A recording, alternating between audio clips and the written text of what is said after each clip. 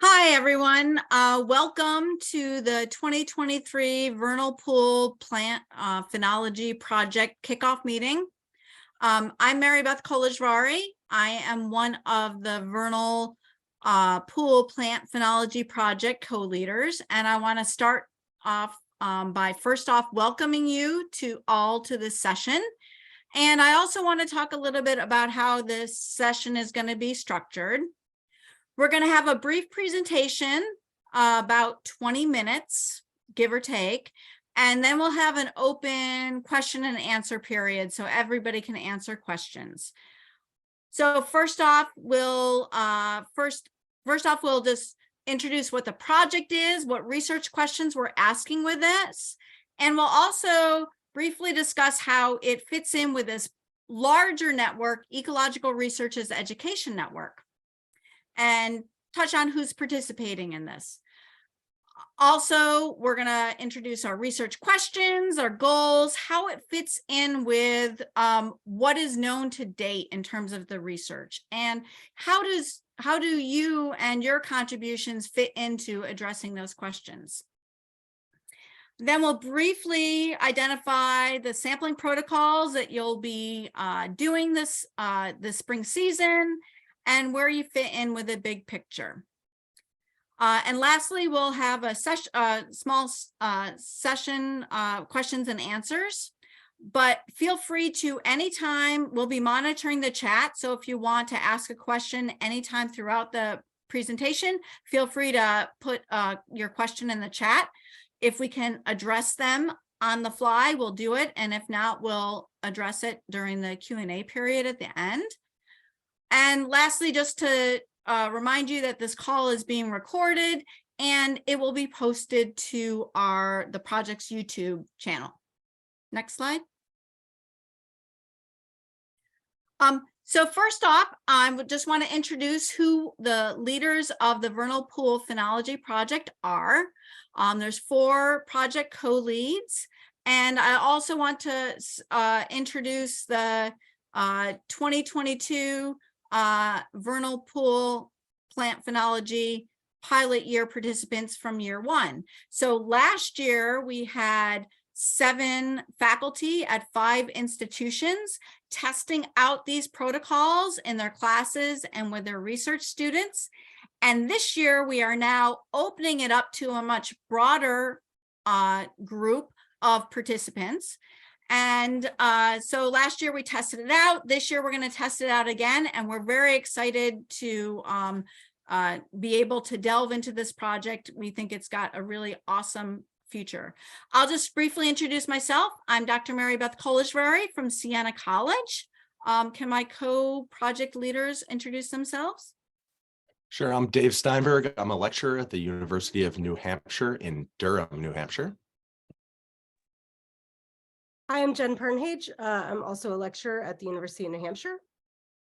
Hi, I'm Dr. Tilina Surasinghe, Bridgewater State University, Massachusetts, Associate Professor. Next slide. So first, before we kind of delve into this particular project, want to explain how this fits into this larger network, the Ecological Researchers Education Network. As many of you are students and undergraduates in our institutions and our programs, we're trying to explain how our research, many times our research and our research projects and what we involve with students are really local and site-specific based. And what the Ecological Researchers Education Network does is that it allows us to work with our undergraduate students to, as well as collect data on site locally, also feed into these larger spatial scale questions, such as what we're addressing with this project. And so it's really important to understand that by fitting into this network and working, me and Jen and Thelina and Dave are able to work together collaboratively with all of you contributing to this network. We're able to address some of these larger scale research questions, and so that students are better able to make that connection with the actual field research and how it feeds into larger scale questions like climate change and how it affects phenology, which is what we'll be talking about. Next slide. And what's really important to emphasize is this EREN network is very inclusive and supportive. And it's not just primarily undergraduate institution faculty. It's the undergraduates. This particular project, as we'll be talking about, is not just involving educational institutions. We have partners that are environmental educators at education sites. We have non-governmental organizations or those that are just really interested in contributing to vernal pool research and understanding how climate change can be affecting the ecology and the ecological integrity of these really important, awesome ecosystems. So next slide.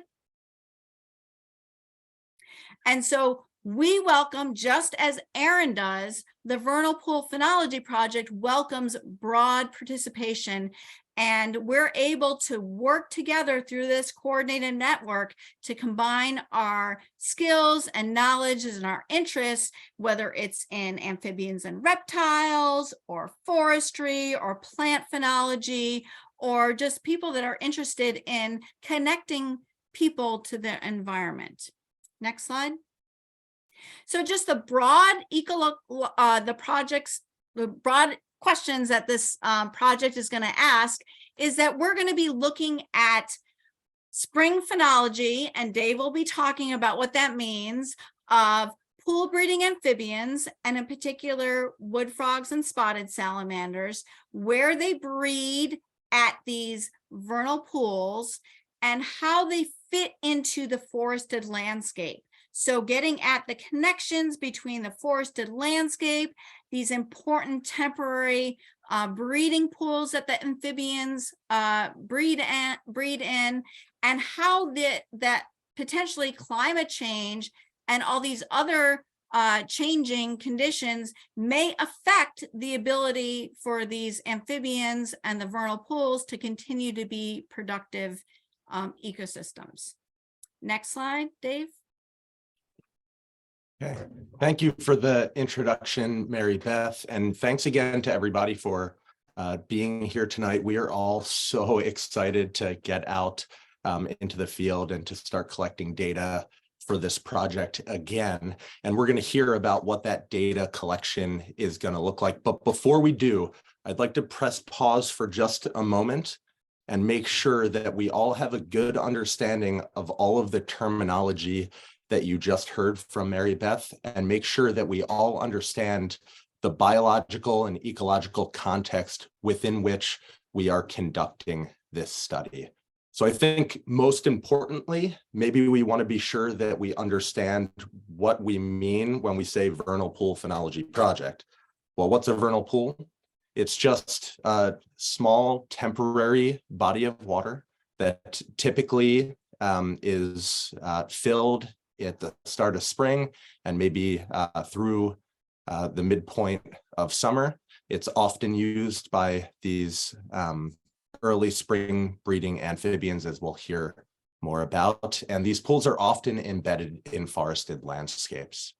Phenology is just the study of seasonal natural phenomena, especially in relation to climate and plant and animal life. So it's really just the study of the timing of important events in the lives of living things, in the lives of organisms.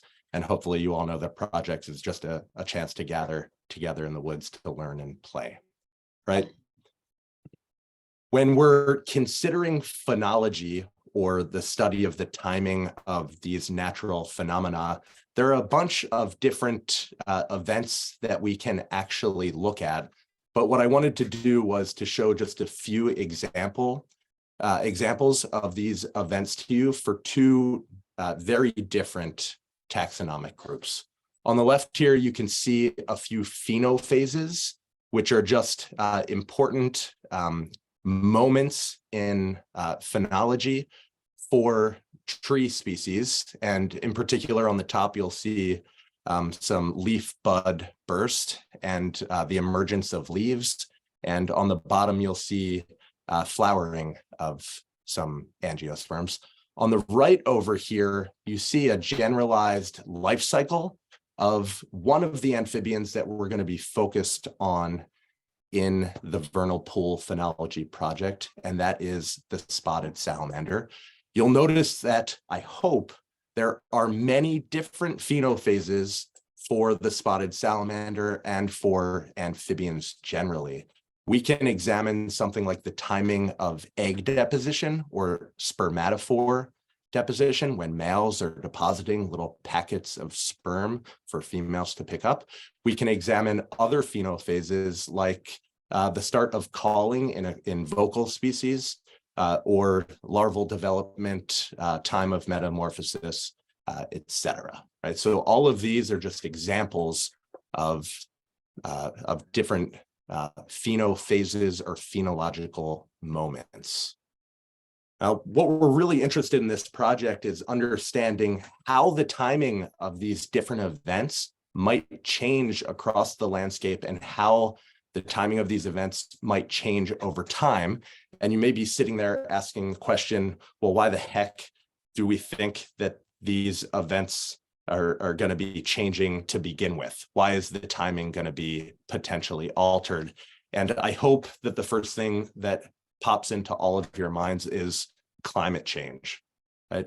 We all know that in recent history, we've seen an increase in the atmospheric concentration of greenhouse gases, which is retaining heat in the atmosphere and on the planet.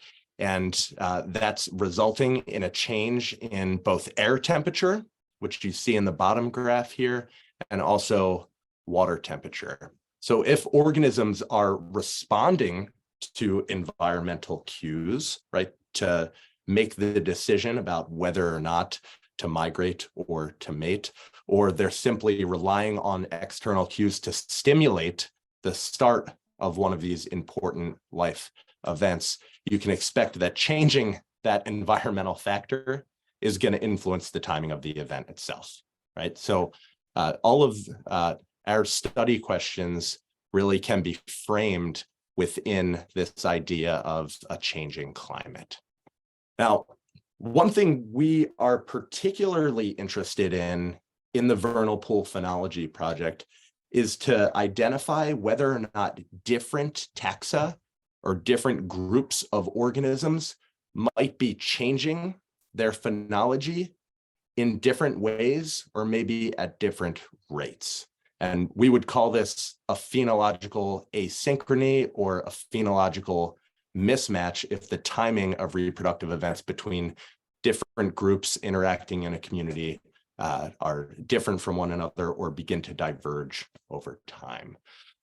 Here on this figure, you can see that on the x-axis, we have mean spring temperature in Massachusetts, and on the y-axis, we have mean first flowering date for a number of different plant species.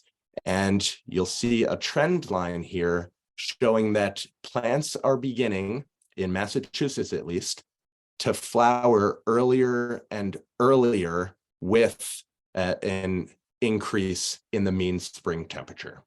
Right? So we're seeing a change in phenology.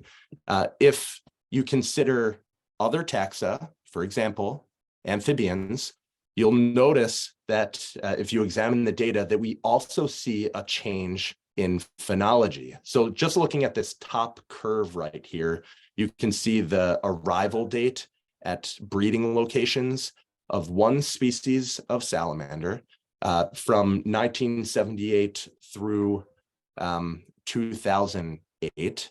And there's an advancement in the median arrival date for that species. In other words, there is a change in the timing of seasonal migration in this group. There are also changes in the timing of migration patterns in other species of amphibians. Now, cool. I just showed that phenology can change. Why am I showing this on the slide that says why might mismatches in phenology occur? Well, the reason is these slopes on all of these different curves are slightly different from one another, right? You'll notice that even in our amphibians, the different species are not necessarily changing the timing of their migration or reproductive behavior in the same way. And so we might see a divergence or potentially convergence in the timing of reproductive activities in different groups. And so we specifically in the Vernal Pool Phenology project are examining early spring breeding amphibians, and 2 species of those, wood frogs and spotted salamanders. They have pretty wide distributions and they're relatively common species, locally abundant. And so we think this is going to encourage a lot of participation in the EREN network. And we're also examining trees that surround these vernal pools that are being used by our early spring breeding amphibians. And the reason we chose trees is because they're dominant both in terms of biomass, but also in terms of their potential influence on the characteristics of the vernal pools that they surround. So in other words, if there is some sort of asynchrony or mismatch in the timing of life events in amphibians and trees, that might have dramatic consequences for the dynamics of this entire system, right? Imagine that trees begin to leaf out earlier, maybe they're sucking water up faster, and if the amphibians aren't breeding earlier as well, or early enough, maybe the water's not left by midsummer for them to complete metamorphosis, right? And then what are the impacts going to be for all of the other species that are embedded in this environment and that might be interacting in these communities, right? Our long-term goal is to conduct large-scale, multi-site investigations of the potential phenological changes in trees and these pond breeding amphibians.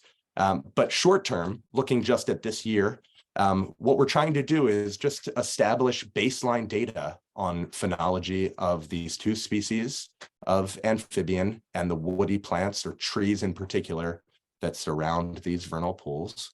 And we're looking to really refine our field sampling protocols, which is where everybody in here comes in. It's where we all get to have a hand in the advancement of this, I think, really exciting, cool project.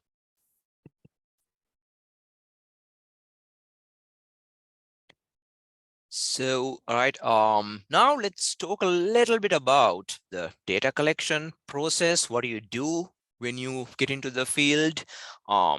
So we look for several different types of data. One, abiotic data, B, biological data. And the biological data can be divided into 2 forms. Acoustic data, that is actually recording the vocalizations of wood frogs, and the other part is actually looking for evidence for reproduction.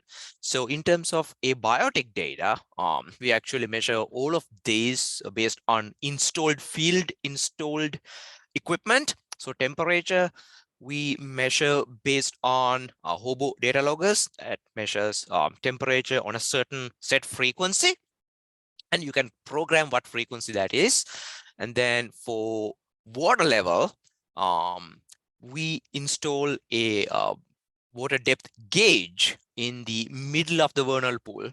And you can, with your eyes, just directly, the gauge is calibrated PVC pipe, so you can read directly what depth the water level really is. Now that the water depth itself can actually help you understand the hydro period, which means number of months, continuous number of months that the pond holds water.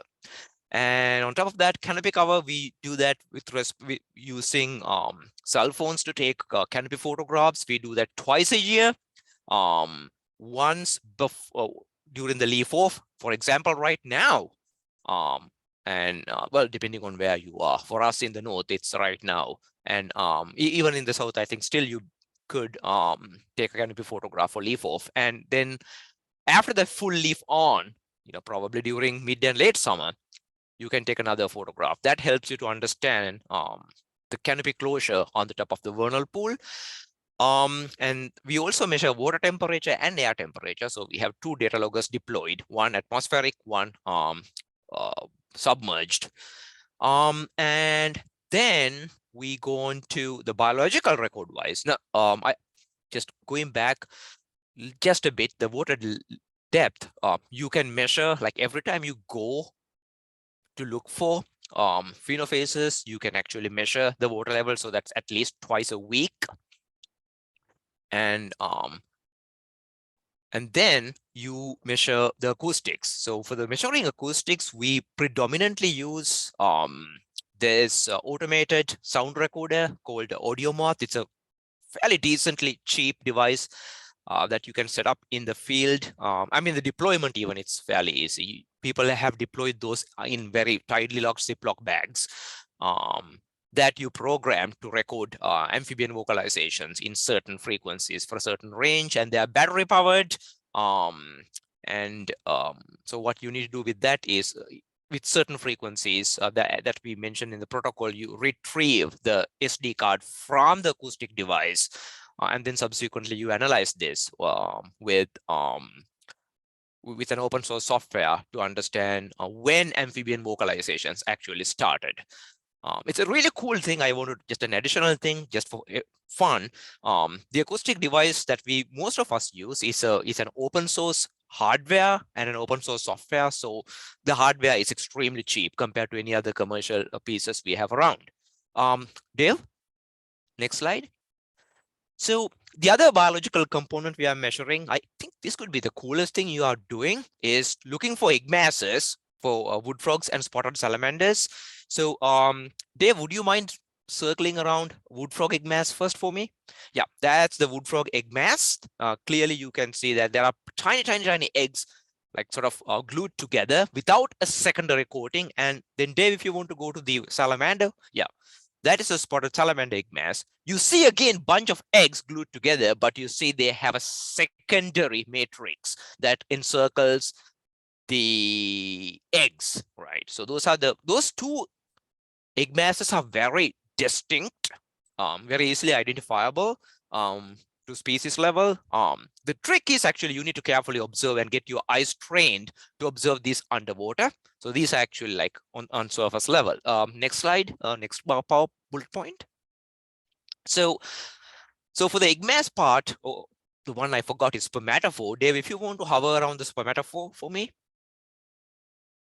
Yeah, so that is a spermatophore deposited by male spotted salamanders. That is actually underwater. It looks like a breadcrumb, and you see them in multiple numbers, not just one hiding anywhere. No, you see multiple of them. So they are very small. They could probably are harder to detect. But when you see the first one, I guess you get like sort of train your eye to see in future encounters. So what we record over here is not the numbers, like what is the first day you observe it. So whenever you go to the field twice a week, you wade around your vernal pool periphery. Do you see either of these egg masses? Yes or no? Do you see spermatophore? Yes or no? Right? That's it. And once you start seeing it, of course, you just record that date. If you don't, you record you did not. Moving on to the next phenology phenophase assessment, it's plants. So you already have marked, or you will mark certain trees, a certain number of trees representing certain number of species around the vernal pool, and you will be observing for these phenophases: bud burst, leaf out, flower burst. Right. So flower burst is, as it sort of intuitively means, you see the actual the flower development, the flower growth. Leaf out is actually when you see the complete leaf visible from the petiole all the way to the leaf tip. Bud burst is actually, if you look at the very first image right over there, you see the bud bursting, and you could be just seeing a single grain tip out of the bud. That still counts as bud bursting, right? But for the leaf out, as you see in the middle picture, you have to see the complete leaf visible. Now, And then also we optionally, we also have the option of gathering data on vernal pool visitors with a trail camera that is directed to, that is oriented towards the vernal pool, right? And then also you can put a secondary trail camera focusing on the water gauge, which actually measures water temperature, not water temperature, water depth at a relative faster frequency, maybe once a day or twice a day or something like that. But that trail camera setup is optional. But I think it's really cool if you get to see the vernal pool visitors, which is something you don't see without the trail camera. I think that's it.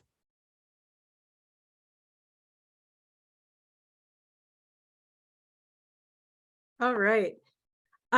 So we just gave you a ton of information in a really short amount of time. A quick introduction to the big network that we're part of and that you are now part of by proxy. And you got to learn about our goals and a little bit of the background, our why we care about this, why we're doing this. Dave gave you a nice introduction into phenology, phenological mismatch, why we've chosen the species that we've chosen to focus on. And then Thelina just walked you through, or we breezed through what is pages of protocol in just a few slides. And so you might be feeling a little bit overwhelmed or have a ton of questions. That's totally normal. And we look forward to getting those questions in a moment. I just want to say a couple final things before we do that. We don't have a ton of questions yet in the chat, so I'm sure you're saving them to ask them aloud. But we did just want to say that if you are here as a student or you're just learning about this project, you're not the person who signed up with us to be involved in this. You may be like, whoa, this is a lot bigger than I realized, or I didn't realize that all of that was going on. What I wanted to say is that your participation as an individual and every institution, every group that's participating in this project may be doing it in a slightly different way. We have a standard protocol that we're all following, but it's going to look a little different at different places. In some places, here at UNH where Dave and I are, and a bunch of you on the call tonight are in one of our classes or multiple classes with us. We have whole classes come out, and we do this with 30 people at a time, and we're out there like as a group collecting all these data together. We also have independent study students working on it, and I know that that's how some of our collaborators are doing this, with just a few students going out and working on this alone. Some of you might be working with community groups or nature centers or state agencies, and so it might look very different. But Dave, can you just click the slide? But we did just want to say that, all of us, even though we're participating in slightly different ways, and it might look different and feel different the way we're doing it, that we're all contributing to this really important network. We're all able to gather, with relatively minimal effort at an individual site, some really powerful data that once we combine it across all of these sites. And so last year, we only had, I believe, 5 or 6 institutions that were working on this. And this year, I believe we're up to 27 or 28 that are, that are confirmed for this year. And I think we have something like 50 that, might be involved next year once we get more of the equipment getting out there. So that's really exciting. And we're so happy that you guys are all here to be a part of this with us. And yeah, you can go ahead and switch to the last slide. So yeah, I think we just wanted to answer your questions at this point, and maybe, my fellow co-leaders here can also, if we forgot anything and we're realizing it now, we can also use some of this time to mention some really important, points that we forgot to underscore. So let's see. We have a question in the chat. Should we avoid pools that are within a certain distance to roads or place of residence? We do not. That's a great question. We don't have any constraints related to distance to, urban structures or anything like that.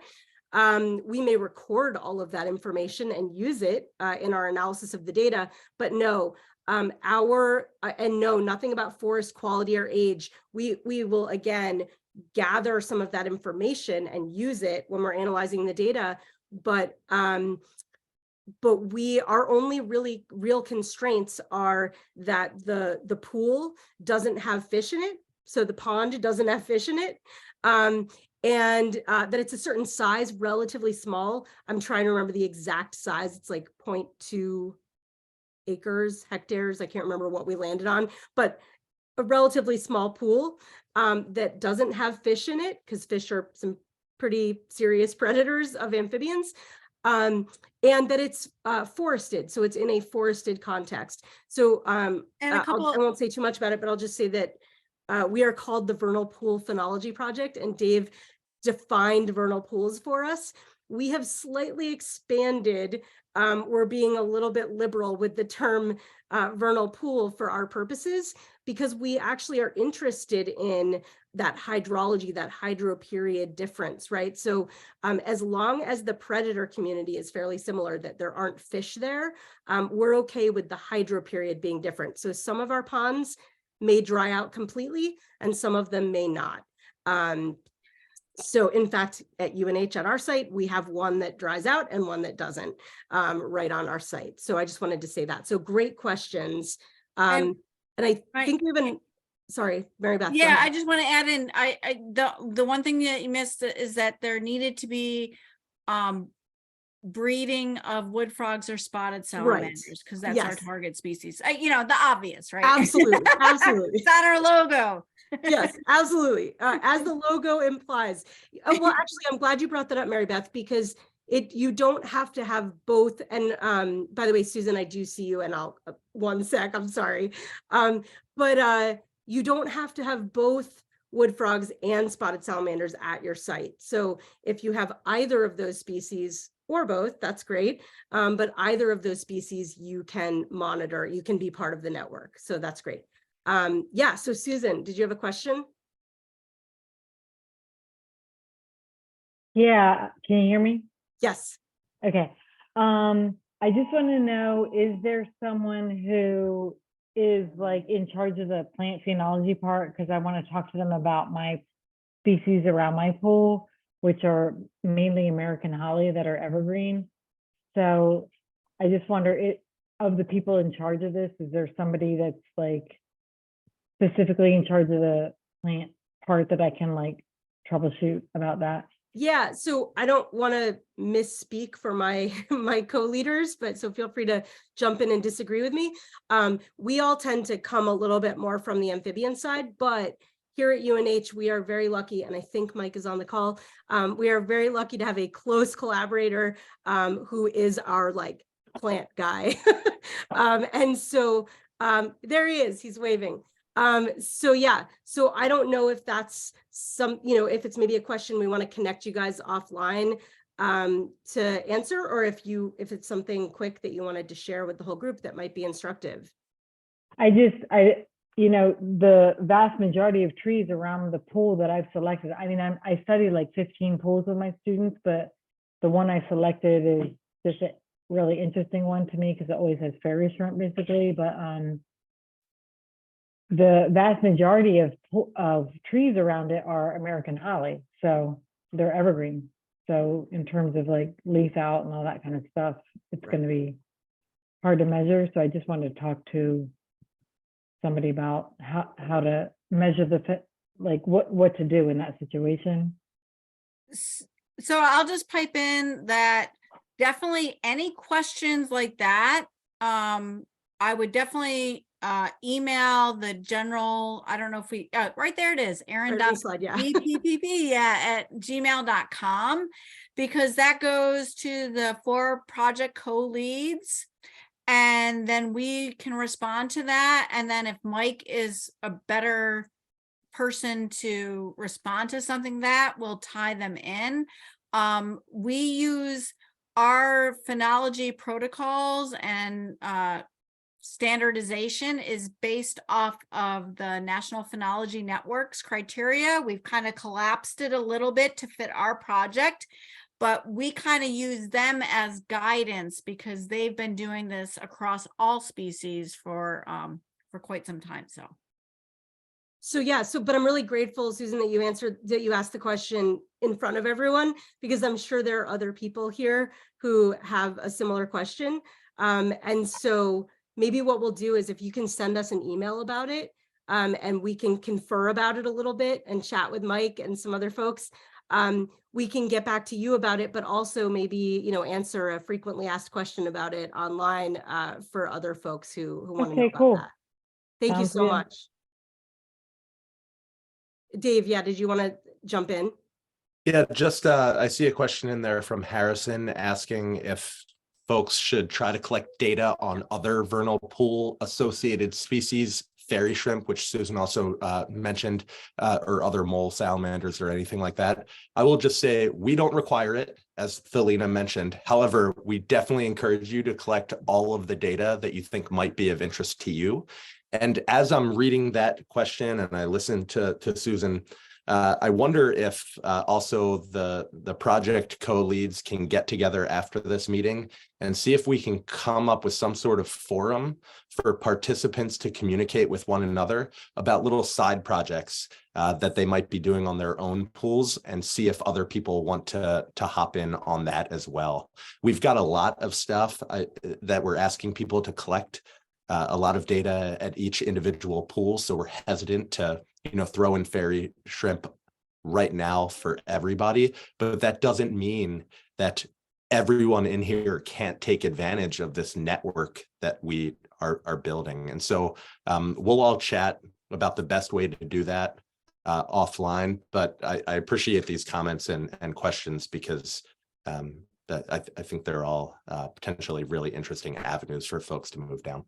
Yeah, And Dave, I don't know if you mentioned it, but I think on the current version of our data sheet, we have a space for if you have, because the other question was part of it was other ambystomatids, if you have blue spotteds or something at your site and you wanted to collect those data, while we're not, that's not one of our study species that we're looking at. We're also well, if you're there and you're noticing their egg masses, let's write it down and let's see. So there's a space on the data sheet if you did want to add those data to the data sheet to collect that as well, which you may have said, Dave, and I was reading the chat, so I apologize if I repeated. And I'm gonna add into that, this is what we call pilot season 2 as well. So after we had our smaller pilot season 1 last year, we decided that we really wanted to, after we tested our protocols, expand it, which is what we're doing this year, so that we could get more feedback from people, such as all of you, in terms of what other things we could do. If, for example, the fairy shrimp, that could be an option where people record it if they have it and they mention it or whatever, the other ambystamids. So this is all stuff that we are going to be asking for feedback at after this field season as well, and that will help inform our future field seasons.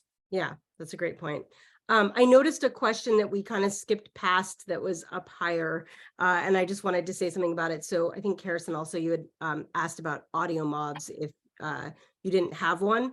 I'm not really sure where we're at right now. We've been sending out our extras, and I'm not sure if we have any, but I wrote down your name. And so we can send you an email after the meeting about that, because we have a small number of extras that we just happen to have that we were able to lend out. I'm not sure if we lent them all out yet, but and then we saw the suggestions of Slack, and so we'll include that in our conversation about good places to have a forum. And there was a question on the forest quality. That's actually, that sort of came up a little early. So the forest quality, forest age, we don't have a selection criteria for that. It has to be forested. It cannot be like a pasture pond or anything like that. So as long as it has a forest cover, that qualifies as a study site. So the age, old growth, selectively logged, disturbed, it doesn't really matter.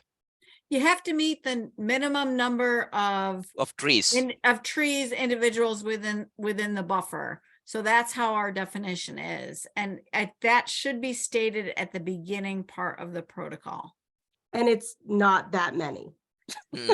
5 individuals of one species is a minimum. Right. And Yeah. and I'll just add in that not everybody is deploying audio mods or other acoustic recorders this year, and we acknowledge that. And that was something that we certainly wanted to happen, but just because of all the delays, we realized that was not feasible. So that does not, prohibit you from being a part of the project. And we're going to deal a lot with missing data in our analysis. That's what we're going to be experts on by the time we're done with this.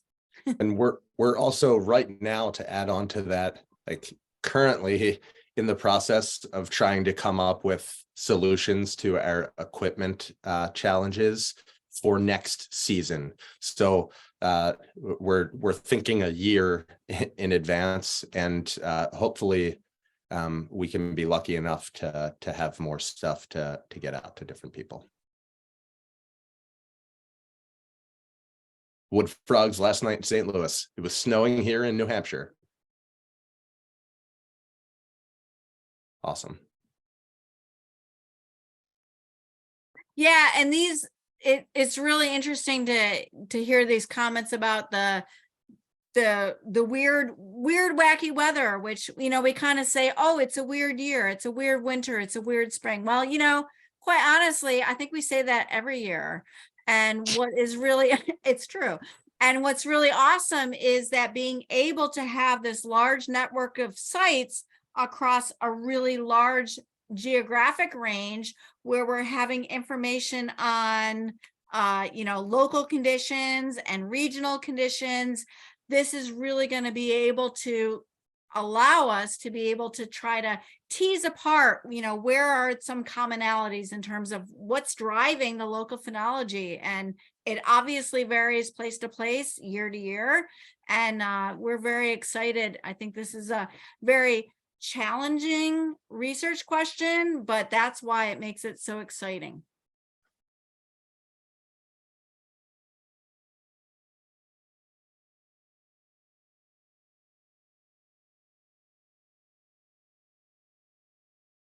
I'm trying to Yeah, see. I don't see any other questions. Sorry, go ahead. no, that's already a good point. So we were talking about how we're also learning as we're moving through pilot season 1 and pilot season 2.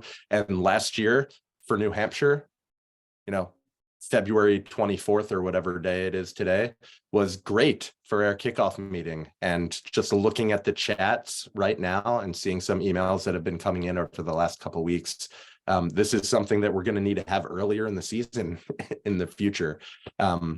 And so all of these, if you notice any of these things, point them out to us, because we may not, and we can make changes in the future that make this more successful for everyone. Last year, I think it was mid-March that I had total thick ice cover on my vernal pool. And then towards the end of March, I walked out on it. There was a little small space of non-ice where I was able to install my staff gauge, the water level indicator, and the data logger. This year, right now, there is no ice. But in 2 days, like Harrison pointed out, I think it's supposed to get really cold. So, I mean, there's no breeding going on yet. It's just really wacky. So this is exactly what we're able to tease apart with this large collaborative study. So it's very exciting.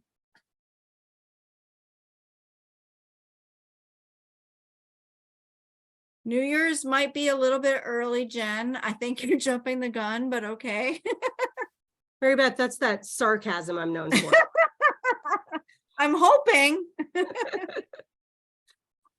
So Harrison, I think what we set up in terms of what is the long-term timescale for this project, when we had to propose this project to be part of the EREN network, we had to set up minimum criteria in terms of authorship and contributions. And so we set up a 5-year time frame in terms of, and would be year 1 in terms of data collection.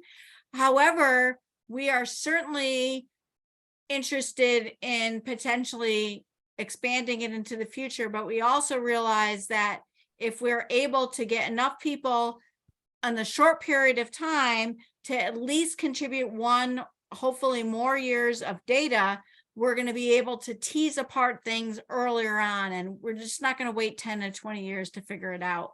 Does that help? We have a question, and I apologize if there was an email sent that we haven't gotten back to yet this week.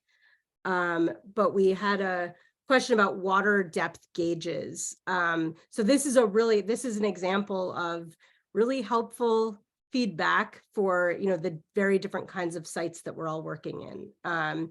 So the situation here is that they're lined pools, and so rebar is not an option. And so what are and 2 feet of muck as well. And so yeah, what are the options for water depth? So Mary Beth, I don't know if you have, or Thelina, if you guys have some ideas that you've used in the past as alternatives, or if this is another one of those, we're going to have a chat after this meeting and get back to you with some solutions for your unique problem. But off the top of my head, I would say muck is not necessarily an issue, because you can slam that rebar into muck, and then as things dry, as long as it's able to hold it, it's fine. But with the liner issues that you don't want to penetrate the liner, or that defeats the purpose of it, that's a whole nother issue.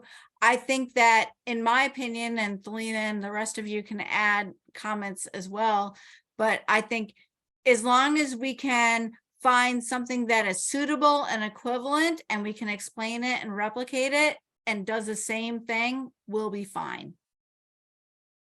And Elizabeth, for your specific situation, I just happened to the other night be at some meeting where a researcher was talking about how to handle measuring water depth in areas where you can't set up the system you're normally setting up. It was talking about bedrock and not being able to drive anything into the bedrock, and they had a solution for comparing it to something else. So if you're okay with it, I can reach out to him tonight and see if I can get any solutions that might be more appropriate for your specific situation. Yeah, and that'll be great, because we can potentially even add that into the protocol as an alternative for folks who are coming to the program later, or who are in a similar situation. So thanks a lot for the question. And I'm just going to mention too, the protocol we update as when we can, but we also have added a frequently asked questions section in our folder. And that is an opportunity for us to, once we get these emails in that are coming in soon or coming in quickly, help answering that. And so that's something to look for as well.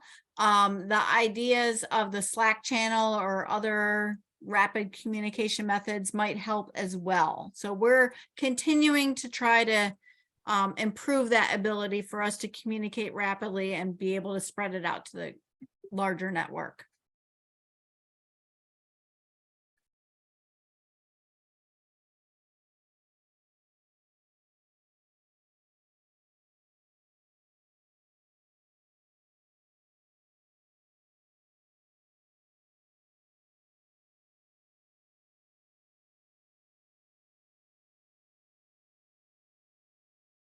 Does this mean we don't have any more questions?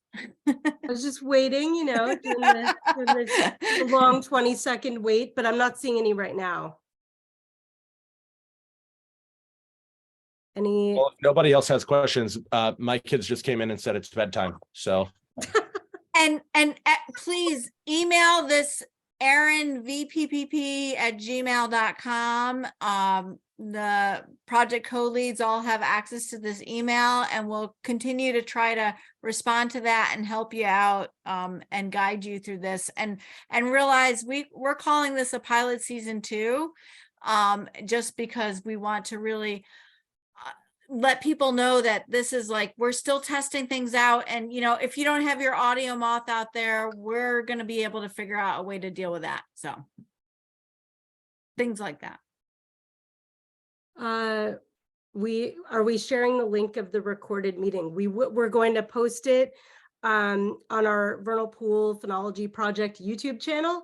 And then we're going to send that link out to all of the project leads, the folks who are already on our Vernal Pool, our VPPP participant list. So yeah, you will be getting that. If you're a student on this call and you're not on that list, you'll be potentially have access to that through your, you know, your mentor, your professor, whoever you're working with. So yes. So yeah, oh, here we go. We'll be using, great. USGS style stuff. Hey, Jen, can I ask one other thing? Okay, cool. I'm just, yes. Yeah. Sorry. I was just reading the chat. Yes. So, so this awesome logo for the Vernal Pool Phenology Project was designed by Jen. She's an artist as well as a scientist. And I shouldn't ask this, but like, we've made stickers of those in the past, right, too? Mhm. Are you willing to share that image if people wanted to get their own students or whatever, you know, make, like, we don't have funding to make stickers, but we could certainly share the image, right, Jen? Absolutely. Yeah.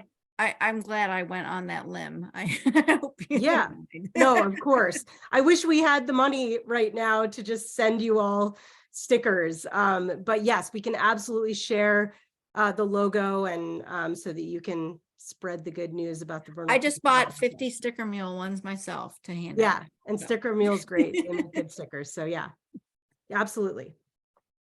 Yeah, we'll share that when we send out the other stuff, the other link and everything. Cool. All right. Well, Thanks Thank you all everybody so for much. joining. yeah, this is- thank you for coming, you know, late in the evening to join us and talk about this. And we will get the recording out very, very soon so that you can share it with students and colleagues. And feel free to shoot us an email to our general email if you've got any questions or follow-up things. We'll do our best. All right, Dave, go hang out with your kids. Put them to bed. Good night, everybody. Well, actually, on second thought, I might stick around in here. Bye, everyone. All right, everyone. bye.